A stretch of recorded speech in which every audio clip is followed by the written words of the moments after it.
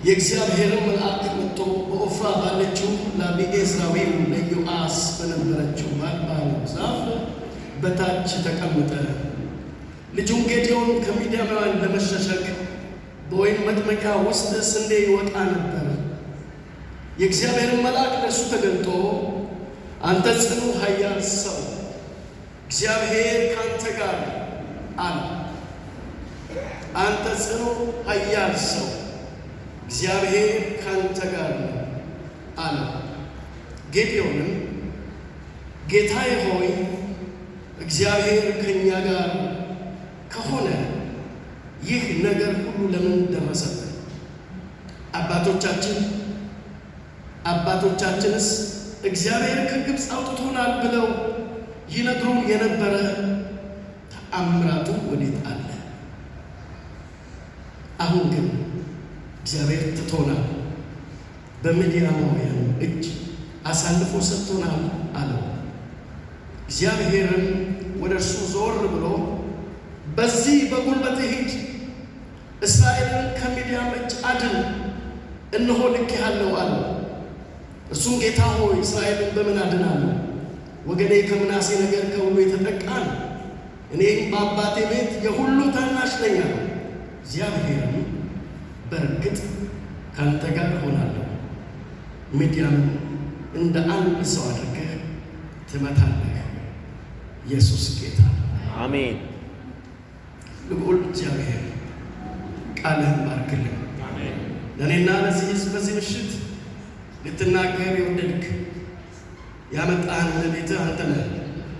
ወደ ጸሎት ቤትህ ያመጣቸዋል ብለህ የተናገርክ አንተ ነህ። ወደ ጸሎት ቤትህ መተናል።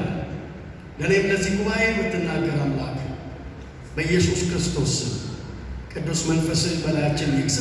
አሜን። ፈቃድህን መስማት እንድንችል እርዳን። አሜን። ሁሉ ላንተ ክብር ይሁን። አሜን። በኢየሱስ ክርስቶስ ስም አሜን። ይቀበላል።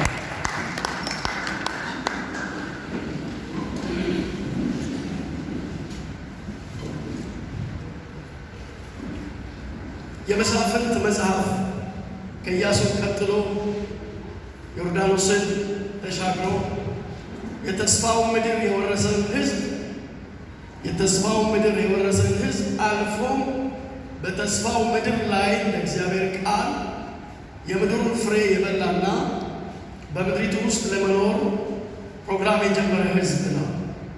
በምድሪቱ ውስጥ ሲኖር እግዚአብሔር በሰጠው ፕሮግራም ውስጥ ለእግዚአብሔር ፈቃድ ለእግዚአብሔር ሐሳብ ጌታ የተናገረውን ፈጽሟል።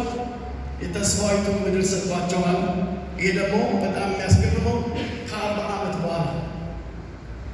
ዓመት በኋላ እግዚአብሔር እንደተናገረ ምድረ በዳውን አጓጉዞ ማርና ወተት የምታፈሰው ምድር ያችን ምድር ሰጥቷቸዋል። ቢገርመውና የሚያስደንቀው 31 ነገሥታትን ድል ያደረገው ኢያሱ ለሕዝቡ የሚገባውን ነገር ካደረገ በኋላ እርሱ ወደ ታሰበለት ምድር ተሰናበተ። ቀሪው ትውልድ ግን እግዚአብሔር ትናንትና ያደረገውን የሚዘነጋ እግዚአብሔር እንዳለ አውቆ ለመኖር የተሰጠ የማይሆንበት አስቸጋሪ ጊዜ ውስጥ እንደነበረ መጽሐፍ ቅዱስ ይነግረናል።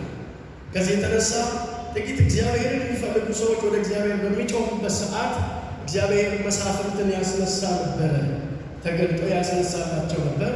ያ መሳፍንት ለተወሰኑ ዓመታቶች ምድሪቱን ጸጥ እያደረገ በሰላም እንዲኖሩ ይረዳቸው ነበር። እግዚአብሔር እርሱ ይጠቀም ስለነበር። አሁን እዚህ ቦታ ላይ ምዕራፍ 6 ላይ ስትመለከቱ በጣም ከባድ ጊዜ የማይገጠማቸው እንደሆነ ታያላችሁ።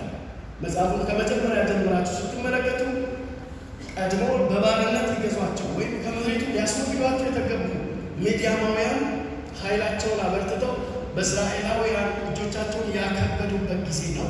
ከባድ ጊዜ ነው። ይሄን ጊዜ ደግሞ ሕዝቡ እስራኤላውያን ዘር ዘርቶ ማጨድ በሚገባበት ሰዓት፣ መብል ሊበላ በሚገባበት ሰዓት፣ እፎይ በሚልበት ሰዓት ነው የሚመጡት። ያው ቀላል ሆኗል። ቁጥራቸው በጣም ብዙ እንደ አንበጣ ይሰፍሩ ነበር ይላል። ያላቸው ሀብት ወስደው ይሄዱባቸው ነበር ይላል። ከዚህ የተነሳ ልክ ሚዲያማውያን ሲመጡ የእስራኤል ሰራዊት ደግሞ ቤት ለቀው በየዋሻ በየጉድጓድ ውስጥ ይገቡ ነበር። አስቡ፣ ይህ ሕዝብ ኪዳን ያለው ሕዝብ ነው። ይሄ ይሄ ሕዝብ አምላክ ያለው ሕዝብ ነው። አምላካቸው ደግሞ ሕያው አምላክ ነው፣ የሚያይ ነው፣ የሚያውቅ ነው።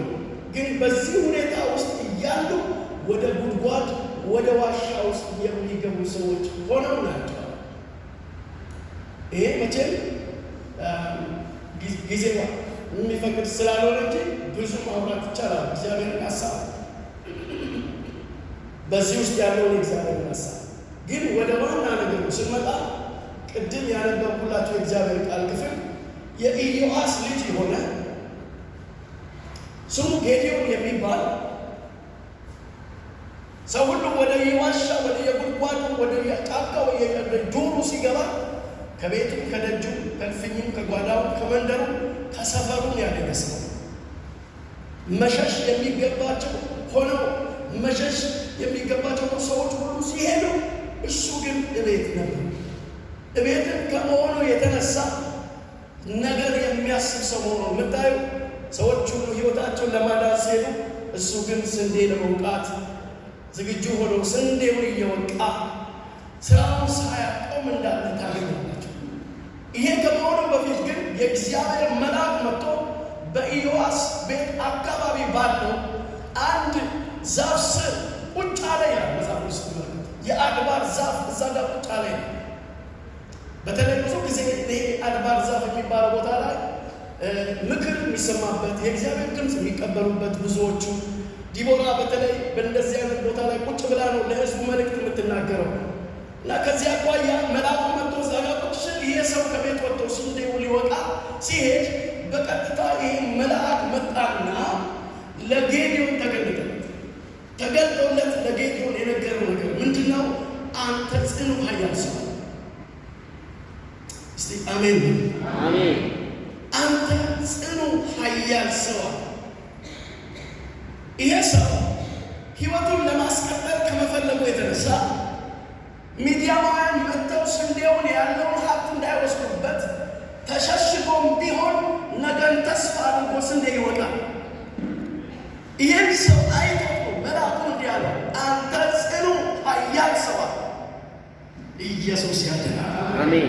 ወገኖቼ እግዚአብሔር በሚያውቀን ልክ ራሳችንን ብናውቅ እንዴት በሆነ እግዚአብሔር በክርስቶስ ያደረገንን ማንነት በማወቅ በመኖር ቢሆን የት በደረሰ።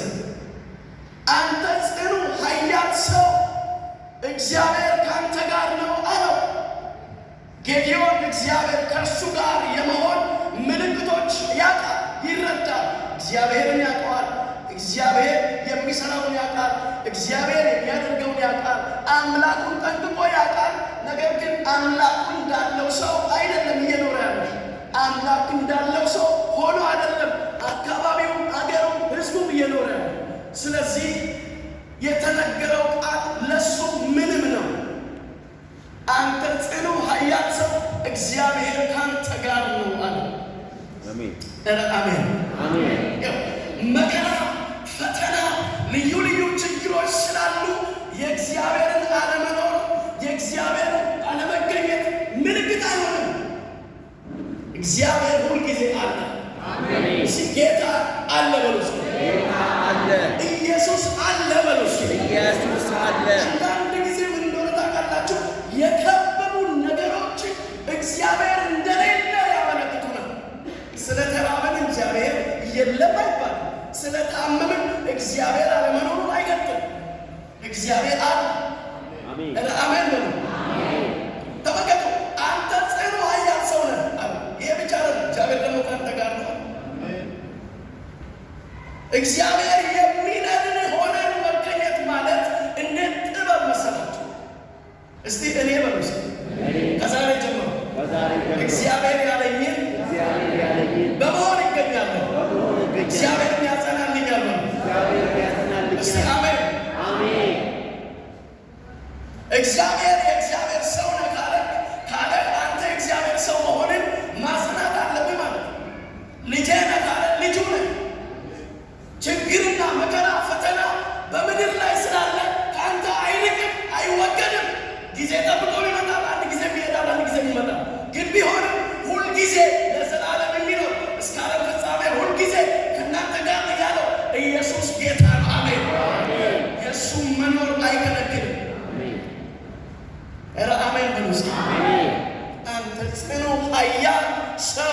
እግዚአብሔር ከማን ጋር ነው? ከአንተ ጋር ነው። አይመስለውም፣ እሱን አይመስለውም። እግዚአብሔር ግን ከእሱ ጋር ነው። አይመስልህም አንተ፣ እግዚአብሔር ከአንተ ጋር ነው። አይመስልሽም አንቺ፣ እግዚአብሔር ከአንቺ ጋር ነው። ምክንያቱም ያሉ የሚታዩ ስሜቶች፣ ሁኔታዎች፣ አካባቢ እግዚአብሔር የሌለ ስለሚያስመስሉ እንጂ የእግዚአብሔር መኖር የሚከለክል ምንም የለም። አይታችኋል። ዳዊት በዛ ጭንቅ ጊዜ ወደዛ ብሄድ አንተ በዛ፣ ወደ ጥልቅ ላይ አንተ በዛ። ከመንፈስ ወዴት ይሄዳል? እግዚአብሔር የሌለበት ቦታ፣ ጌታ የሌለበት ቦታ ያድናል ኢየሱስ። ስለዚህ ወዲያውኑ እንግዲህ ያውሳል እግዚአብሔር ከእኛ ጋር ከሆነ ይሄ ሁሉ ነገር ለምን ደረሰብን? ይሄ የኔና የእናንተ ጥያቄ ነው። ጌታ ካለ ለምን ነው የሚሆነው? ጌታ ካለ ለምን ይሄ ይሆናል? ጌታ ካለ ለምን እንዲደረጋል? ጌታ ካለ ለምን ይከናወናል? ወገኖቼ ሆይ የእግዚአብሔር መኖር ማረጋገጫው ከተማና መንደር ሰፈር አይደለም። የኔና የእናንተ ነገር አሜን። ኧረ አሜን አሜን። እግዚአብሔር የሚኖረው በአንተ ልብ ውስጥ በቃል እውነት በአንተ ይኖራል። የእግዚአብሔርን መኖር አብሮነት በአንተ ውስጥ ሰላሙ፣ እረፍቱ፣ ነፃነቱ ከገባ ውጭ ያለው ሁኔታ